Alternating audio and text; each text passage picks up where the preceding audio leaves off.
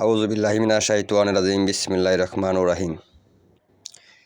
মশান চালান অথবা বান চালান, এটা যে কত ভয়ঙ্কর একটা জিনিস, এটা যার হয়েছে সে বুঝতে পারে তার কষ্ট।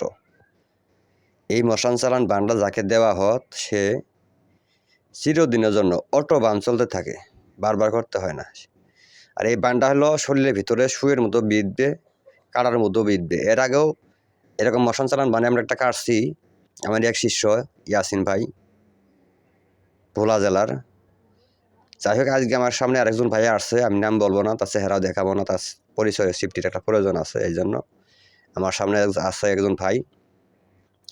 সে আজ দীর্ঘ প্রায় 20 থেকে 25 বছর ধরে এই রোগে আক্রান্ত বা ভুক্তভোগী।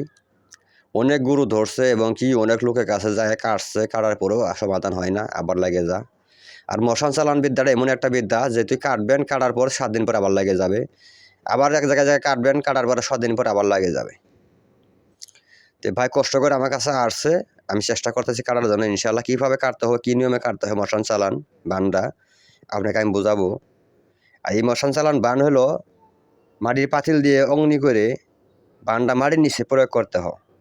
এই মাটির নিচের থেকে অটোমেটিক বানটা শরীরে প্রয়োগ হতে থাকে। কয়েক ঘন্টা পর পর 9 ঘন্টা পর পর অটো চলবে, শরীরে আক্রমণ করবে। এর এমন একটা বিদ্যা, কুফুরি বিদ্যা মশান চালান। যাই হোক, এগুলো মশান চালান কাটতে কী কী লাগে আমি বলবো।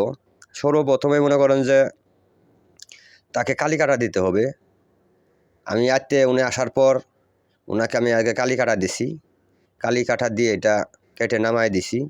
দেওয়ার পর ওনার ভিতরে যে একটা বিধি এখনও লাগা আছে, এই বিধিটা নামানোর জন্য আমি পানি পরা দিতেছি। কি কি পানি লাগবে এখানে মনোযোগ সহকারে দেখুন। প্রথমে আছে হলো এখানে বড় ডিব্বায় গঙ্গার জল, অরিজিনাল গঙ্গার জল লাগবে। এখানে আছে হলো 2 জোড়া নৌকার পানি, 2টা নৌকা একই খোঁড়াতে বাঁধা থাকে, এরকম জোড়া নৌকার পানি নিয়ে আসতে হবে। আর এখানে আর একটা বোতল আছে, এটা হলো 7 ঘাটের পানি। মানে আগে যে ঘাট আছে জায়গায় জায়গায় অনেক কষ্ট হয়েছে এগুলো সংগ্রহ করতে, অনেক টাকা ব্যয় হয়েছে। এই 7 ঘাটের পানি সংগ্রহ করে নিয়ে আসতে হবে। আরেকটা হলো 7 মসজিদের পানি, এই সাদা বোতলে দেখতেছেন এটা 7 মসজিদের পানি। এগুলো সংগ্রহ করে আমি আগেই রেখে দিছি, যেন যে কোনো রুগী আসলে যেন যা যেটা প্রয়োজন ওটা দিয়ে যেন আমি কাজ করে দিতে পারি, মানুষ যেন সুস্থতা লাভ করে, আল্লাহ পাক যেন তাদেরকে সুস্থতা করে দেয় আমার ওসিলা করে। যাই হোক, আমি বলতে চাই যে এরকম ভুক্তভোগী যারা আছে, অনেক জায়গায় দৌড়ায় কাজ হইতেছে না, আশা করি আপনারা আসবেন, আমি কাটিয়ে দিব। দেওয়ার পরেও যেন না করতে পারে, এটি হলো বড় কথা।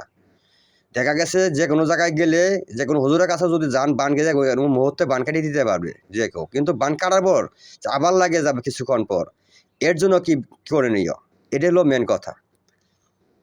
যেন ভবিষ্যতে আর না করতে পারে, পুরা ফ্যামিলি যেন সেফটিতে থাকতে পারে, এই জন্য কিছু ব্যবস্থা আছে।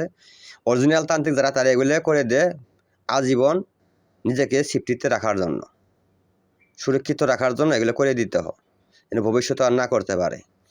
যাই হোক, এই ভাইকে আমি কাজ করে দেওয়ার পর ওনাকে হয়তো আমাকে ভালো লাগছে, উনি আমাকে স্বপ্নের মাধ্যমে 2বার সাক্ষাৎ পাইছে।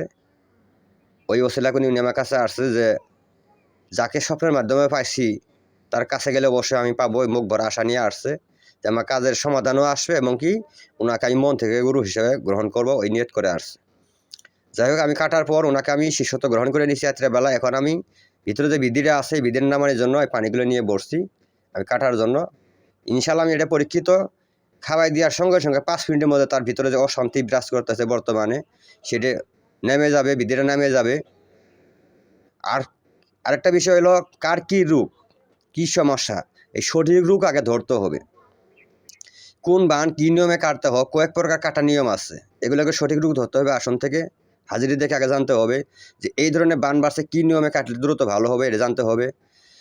আপনার করাত বান কী নিয়মে কাটতে হয়, মশান চালান বান কীভাবে কাটতে হয়, জিন চালান কী নিয়মে কাটতে হয়, কালি কাটা কাকে কোন কোন বানকে কালি কাটা দিতে হয়, কোন বান দিলে আবার আমরা শ্মশান কাটা দিতে হয়, এরকম বিভিন্ন নিয়ম আছে। অনেক বান আছে ছবি আর্ট করে মাটিতে উত্তম হয়ে কাটতে হয়, অনেক বান আছে পানি পরে কাটতে হয়, বিভিন্ন প্রকার নিয়ম আছে। যেমন খাওয়ানি ওষুধ পানি পরা দিয়ে কাটতে হয়, এরকম অনেক নিয়ম আছে। এগুলো নিয়ম আগে জানতে হবে আসন থেকে। যেমন আমি জিজ্ঞাসা করছি আসন থেকে, আমাকে বলছে গুরুজি ওস্তাদ এই নিয়মে কাজ করলে এই রুগী এইভাবে সুস্থ হবে। যাই হোক, আমার যে বাদশাহ হুজুর আছে ওনাকে খুব ভালোবাসছে, আদর করছে, ওনাকে বুকে জড়ায় নিচ্ছে, ওনাকে সমস্যাটা নিজে সমাধান করে না বিধিটা কিছু নামাই দিচ্ছে, বাকিটা আমাকে নামানোর জন্য বলে গেছে। আমি চাই আল্লাহর রহমতে সে সুস্থ হয়ে যাক, ভালো হয়ে যাক। সে আমার কাছে শিক্ষা করার জন্য আসছে, সে শিক্ষা করার জন্য সে মানুষের সেবা করতে পারে। তার যে কবিরাজি করে খাইতে হবে এমন কোনো পেশা না, তার আরও পেশা জড়িত আছে। সে সুস্থ হয়ে যেন মানুষের সেবা করতে পারে, বিপদগ্রস্ত মানুষের কাছে যেন দাঁড়াইতে পারে, তাকে আমি মন থেকে এজাজত দিয়ে দিছি, মন থেকে শিক্ষা দিয়ে দেব, সে যেন সফল একজন মানুষের সেবক হিসেবে কাজ করতে পারে, মানুষের সেবা করতে পারে। যাকে আমি ভিডিও লম্বা করব না, অনেক কাজের চাপে আছি, অনেক লোক সংখ্যা বেড়ে গেছে, অনেক শিষ্যরা আসতেছে, আবার রোগীও চাপও বেড়ে গেছে, এই জন্য আমি 2 দিন ধরে ভিডিও ছাড়তে পারতেছি না। এই জন্য আমি আন্তরিকভাবে দুঃখিত। তো সবাই ভালো থাকবেন, সুস্থ থাকবেন, আল্লাহ হাফেজ।